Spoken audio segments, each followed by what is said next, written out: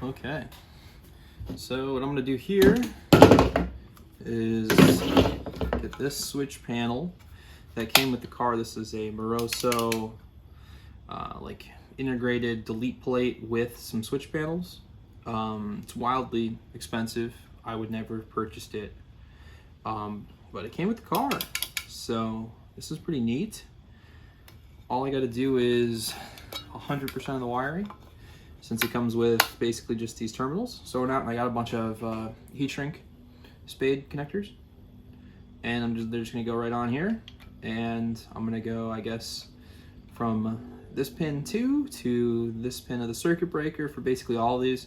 And you can see some of these circuit breakers, which I don't know what they break at, but they say press to reset, and sometimes they're flipped. I guess the faces on them are flipped, so I just got to remember to go to the right one, even though it won't be in the same orientation 100% of the time. I'm sure I could maybe pop these out and flip the faces. Might be more trouble than it's worth though, but I'm gonna do that and we'll see how it goes. This is my current solution to make it so I can pop this guy off and work on it. I think it's pretty smart. It's a 12 pin Deutsch, and there's, I think, about 12 wires I need to go through, so it works out pretty good. All I'm gonna do is just make it so they'll get increasingly longer out from the center, just to make sure the connector will be about right here. But it's just gonna be a whole lot of cutting, crimping, and electrical work. All right, so I've concluded the final form of the switch panel, and the good news is I'm down to 8 pins rather than that 12 before. How it goes is pins 1 through 6 are the 6 switches, and then 7 is 12 volts incoming to all this, and then the last one is the ground. So we are all set. Hopefully this will be the last little video of the setup of the wiring, at least over on this part of the ECU side. What I've done now is I have these 4 relays, which are these off-the-shelf Bosch style relays with your pins that are similar to that, like 30, 85, 87, 86, whatever. And you can see you just have a switch being connected by this circuit there. So here's, I guess, what I ended up doing for mine. And then starter, ignition, fuel pump, and fan are currently the ones here. And I like this because I actually used a bunch of Deutsch connectors. And so I'll walk through at least what I ended up doing. So on the inside, we have that switch panel, which I showed you guys I've been working on. Switch panel's in here. And then on the back, we have an 8-pin going to a harness that then goes all the way up under everything, all nice through the firewall grommet over there. Watch out, Sue. Watch out. So it goes up through this grommet here, comes out, and this is all version 1 of the wiring, so just to let you know, I'll be making revisions, but I needed to get a proof of concept before I really start making stuff permanent. So we have our harness come up through here, and it splits into 2 different Deutsch connectors. This, it splits from an 8 to a 6 and a 2. I did that because this is the power and ground for the whole switch panel, and then these are the individual outputs going to this relay bundle.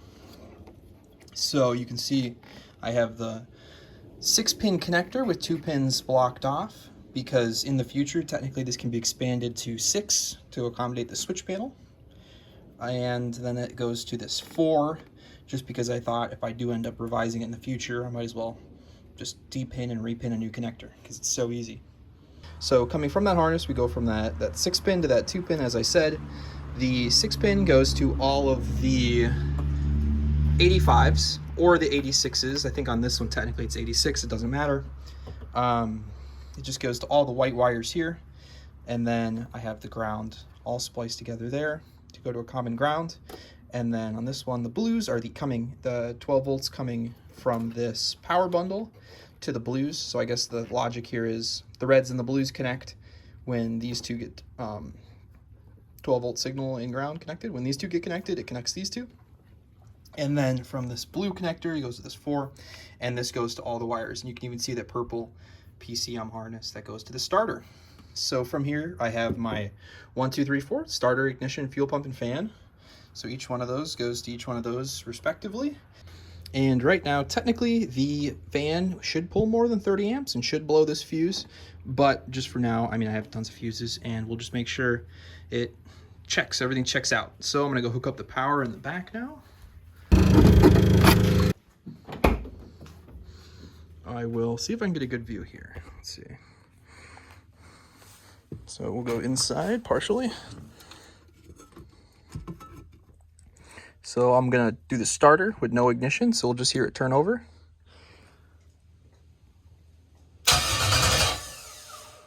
Perfect.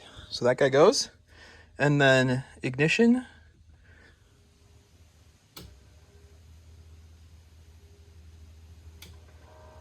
Perfect. All right, you guys can hear maybe the PCM doing its thinking noises. And then fuel pump, that goes to the BMW internal fuel pump. That's that relay here. I right now have a spade connector shoved into this guy right here, and I'll show you the fuel system in a second. It's pretty cool. Fuel system. Sure enough, we can hear it, and if I could see it, my fuel pressure gauge, which I've just recently permanently mounted, which I'll show you guys when I show the other part of the fuel system, it'll be reading the regulated pressure. Now we're gonna go fan.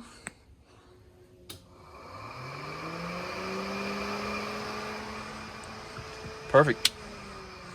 And then this one's currently empty, and that one's currently empty, and then this one I haven't even wired up because I don't want a parasitic draw yet. Maybe I'll make one of the switches to do that. Okay. But that's pretty much it for this system. We should be all good for V1, and it wasn't too bad. And my logic here is everything's modular and off the shelf and replaceable. All the mess right here we're going to sort out later. But proof of concept, everything's working. All right, so I thought I'd show you guys the fuel system, at least what I did before I forget. So I have the black and the blue lines here. Let me see if I can get deeper under here. All right, so I have the black and the blue lines that come off of the BMW tank here. Go to these hose clamps, which then go to a... All right, we're just not gonna worry about that right now. And then goes to this 30 micron fuel filter, which I already had on my previous system. You guys probably saw it laying around.